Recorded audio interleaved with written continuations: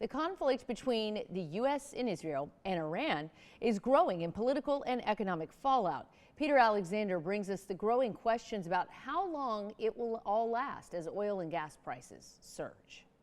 This morning, as those U.S. attacks escalate and the military targets Iranian mine-laying vessels in that crucial oil shipping route, the Strait of Hormuz, the spotlight remains on rising oil and gas costs for Americans. Global oil prices have jumped more than 25% since the war began more than a week and a half ago. Gas prices are also up more than 50 cents in that time, now averaging $3.58 a gallon.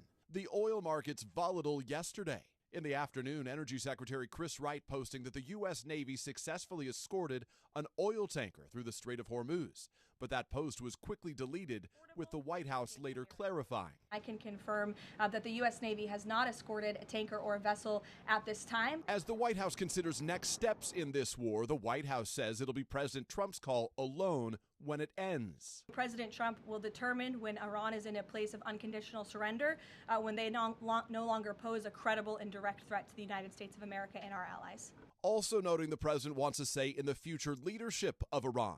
Defense Secretary Pete Hegseth, who just days ago said the war was just beginning, now insisting all decisions are up to the president.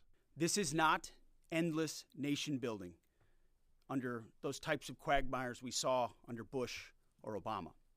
It's not even close. Republicans are still largely supportive of the strikes against Iran. I think this was an important mission to accomplish. The Speaker of the House saying yesterday the Iranian people need to rise up and he would not support nation building there. It is not America's responsibility to do that. While one of President Trump's most influential supporters, podcaster Joe Rogan, delivered this searing critique of the president's decision to go to war. He ran on no more wars and these stupid, senseless wars, and then we have one that we can't even really clearly define why we did it.